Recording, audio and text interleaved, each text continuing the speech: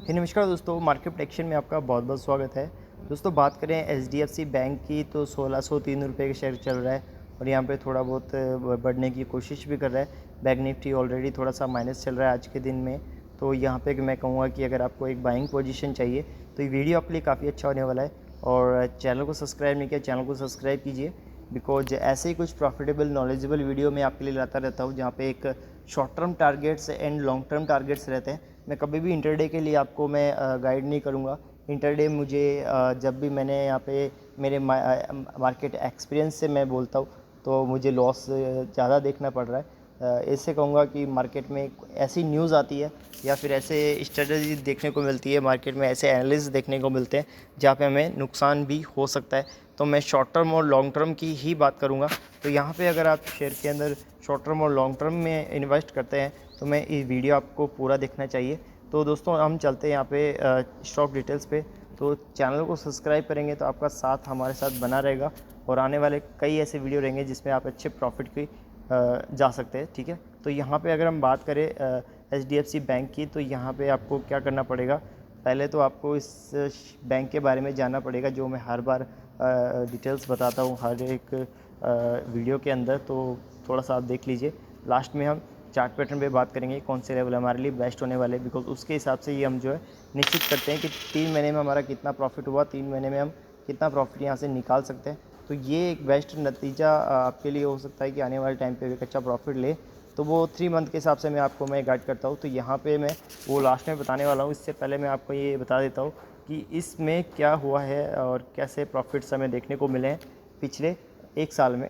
तो यहाँ पे अगर हम बात करें 1 साल में तो 18% के रिटर्न दिए, जो कि आपको एक एफडी में नहीं मिलते हैं। आपको एक करंट अकाउंट जो आप पीएफ करते हैं, जो भी आपके जो इन्वेस्टमेंट है उसमें नहीं मिलता है। लेकिन यहाँ पे बहुत अच्छा रिटर्न जो है मिलता है। म्यूचुअल फंड भी आपको इतना रिटर्न नहीं देगा, लेकिन एक पर शेयर आपको एक शेयर जो है निश्चित प्रॉफिट अगले दूसरे दिन भी 18% का रिटर्न भी दे सकता है। ठीक है, तो ये 1 साल में 18% के रिटर्न है। शॉर्ट टर्म में भी काफ़ी अच्छे रिटर्न मैं आपको इस शेयर के थ्रू या फिर कई ऐसे शेयर है जिससे निकल के दे सकता हूँ। और एक उदाहरण मैं आपको दूंगा लास्ट में, तो ये वीडियो जरूर देखना।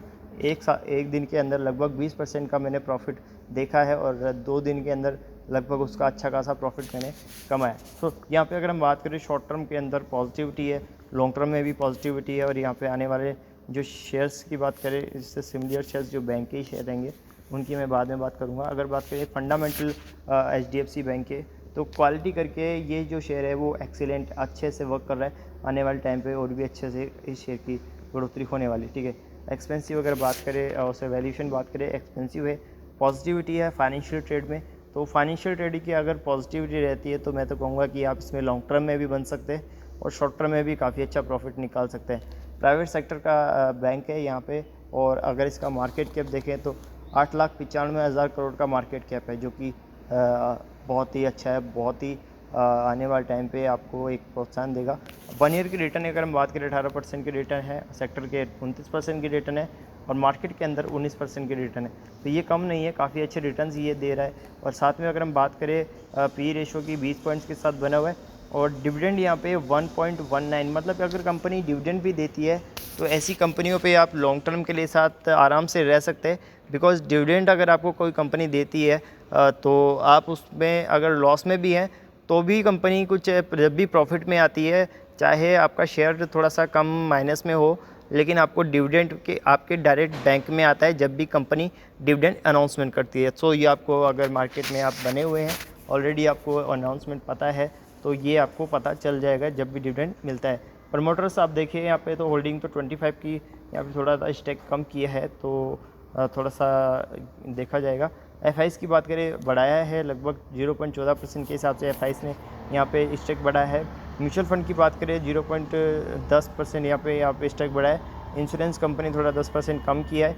अगर हम डीआईएस और पब्लिक की बात करें तो यहाँ पे ऊपर नीचे चलता रहता है। पब्लिक यहाँ पे मतलब कि वही रिटेल इन्वेस्टर्स यहाँ पे अपना ऊपर नीचे करते रहते हैं, कोई दिक्कत नहीं है। लेकिन बड़े जो इन्वेस्टर्स होते हैं उनके हिसाब से अगर मार्केट यहाँ पे कुछ ज़्यादा ग्रो कर जाता है या फिर बड़े इन्वेस्टर्स ज़्यादा बाय कर लेते हैं तो शेयर का प्राइस भी काफ़ी ऊपर चला जाता है। तो वो जब चीज़ें मार्केट के ऊपर है, कुछ न्यूज़ के ऊपर है, वो चीज़ हम नहीं देखेंगे। ओनली हम मार्केट या फिर शेयर के ऊपर निर्भर करते हैं कि कौन से लेवल हमारे लिए बेस्ट हो सकते हैं। तो अभी हम दोस्तों चार्ट पैटर्न देख लेते हैं, चार्ट पैटर्न हमारे लिए कैसे एक अच्छा लेवल दिखा सकता है। ठीक है, तो 3 मंथ का हम चार्ट पैटर्न यहाँ पे यूज़ करते हैं। 3 मंथ का यहाँ पे 3 मंथ लगाते और 3 मंथ आपको देखने को मिल रहा है कि शेयर का प्राइस जो है मार्च की शुरुआत से पहले के 6 महीने की अगर मैं बात करूं तो मार्केट इतना गिरा था कि काफ़ी ज़्यादा लोगों को विश्वास नहीं था कि अभी मार्केट ऊपर भी जाएगा। लेकिन जैसे ही Q4 के नतीजे आए कंपनियों के और अच्छे नतीजे देखने को मिले, तो यहाँ पे सभी कंपनीज अच्छा परफॉर्मेंस दिखा रही थी। साथ ही अगर HDFC बैंक की बात करें या फिर बैंक निफ्टी की बात करें, काफ़ी अच्छे प्रॉफिट हमें देखने को मिले। और यहाँ पे ट्रेंड के साथ HDFC बैंक का जो लेवल है 1550 के आसपास शेयर का प्राइस चल रहा था, और वहाँ पे एक लेवल ट्रेंड के साथ अगर आप चलते हैं मार्केट के साथ, तो हर एक शेयर हर एक प्रॉफिट में आपको देखने को मिलता है।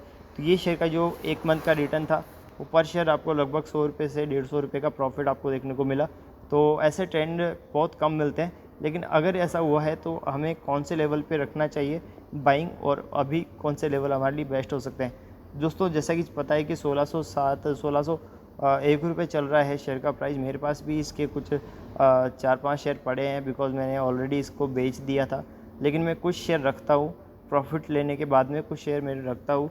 लेकिन मैंने जो शेयर रखे थे मैंने लगभग यहाँ पे 1600 से भी नीचे बाइंग किया था, और आज ये 1600 चल रहा है। तो ऐसा नहीं है, लेकिन उस टाइम मैंने बाइंग करके लगभग 1650 के आसपास सेल कर दिया और शेयर का प्राइस भी 1700 पहुँच गया। लेकिन मुझे उससे गम नहीं था, क्योंकि मैंने जो निश्चित प्रॉफिट किया था कि मुझे इतना ही प्रॉफिट लेना है, तो मैंने वो प्रॉफिट लेके निकल गया था। और उसके बाद कुछ बाइंग किया, तो कुछ लेवल पे बाइंग किया, और जैसे कि अगर वो और भी जैसे नीचे जाता है, वैसे स्ट्रॉन्ग शेयर है। स्ट्रॉन्ग शेयर मतलब कि यहाँ पे अगर फुली कंप्लीट मेरे को प्रॉफिट या फिर मेरे लिए भरोसेमंद शेयर है तो मैं इसे बाइंग करके रखूँगा, और अगर गिरता भी है तो भी मैं इसमें थोड़ा सा एवरेज करके प्रॉफिट लूँगा। तो अभी आपके लिए जो मैं बाइंग का लेवल बता रहा हूँ वो आप ज़रूर अच्छे से देखें, और इसके शॉर्ट टर्म के लेवल बहुत अच्छे रहेंगे, क्योंकि यहाँ पे जो कंपनी का बैंक का शेयर है वो 1720 के टच कर चुका है। तो हमें क्या करना है, 1600 का शेयर है तो 1600 के एक लेवल देखने को मिल रहा है कि 1570 के आसपास एक लेवल भी बनता है, वो हम बाइंग कर सकते हैं। लेकिन उससे पहले 1600 जो लेवल से नीचे जा ही नहीं रहा है, बिकॉज़ मार्केट ऑलरेडी प्रॉफिट में है और एक अच्छे ट्रेंड में है। तो यहाँ पे हमें जो है मार्केट की न्यूज़ पे थोड़ा कंफर्म करना पड़ेगा कि अगर मार्केट में कोई नेगेटिव न्यूज़ तो नहीं है, आने वाली तो नहीं है। तो यहाँ पे मैं कहूँगा कि 1580 के आसपास थोड़ा वेट कीजिए, वॉच लिस्ट में रखिए शेयर को। 1580 के आसपास बाइंग करने का मैं बताऊँगा। पहले आप 1580 या फिर 1590 के आसपास बाइंग कीजिए। ये थोड़ा सा नीचे के लेवल है, पेशेंस के साथ रहेगा तो आप बाइंग कर पाएंगे, वरना आपको यहाँ पे भी नुकसान हो सकता है। तो 1590 के आसपास बाइंग करके उसके बाद जितना आप बाइंग कर रहे हैं, मैं एक मेरा थोड़ा स्ट्रेटजी है कि अगर आप जितना 1590 पे बाइंग कर रहे हैं, जितने शेयर बाइंग कर रहे हैं उसका आधा बाइंग कीजिए आपकी कैपिटल का। उसके बाद अगर आपको लगता है कि ये शेयर गिर रहा है तो फिर यहाँ पे लगभग 1560 या फिर जो लास्ट लेवल हमको देखने को मिला था 1550, इसके अगर ऊपर बाइंग करेंगे तो थोड़ा एवरेज बनेगा। उसके बाद शेयर को छोड़ दीजिएगा, शॉर्ट टर्म या लॉन्ग टर्म। लॉन्ग टर्म नहीं बनने वाला है, आपको शॉर्ट टर्म में ही प्रॉफिट मिल जाएगा, बिकॉज़ अगर हमारा भरोसेमंद शेयर है तो ये शॉर्ट टर्म में आपको पर शेयर अगर आप 50 रुपये चाहते हैं, 100 रुपये चाहते हैं, तो आप एक निश्चित प्रॉफिट लेके चलिए, आपको बहुत अच्छा प्रॉफिट होएगा। ठीक है, ऐसे ही कुछ प्रॉफिट नॉलेजेबल एक वीडियो मैं बनाता हूँ जहाँ पे आपको एक अच्छा प्रॉफिट भी देखने को मिलता है। तो लाइक सब्सक्राइब ज़रूर कीजिए, और हमेशा 1 या 2 महीने का जो पेशेंस अगर आप रखते हैं तो मार्केट आपका है, आपके साथ रहेगा, हमेशा प्रॉफिट लेते रहेंगे। धन्यवाद, लाइक और शेयर करें।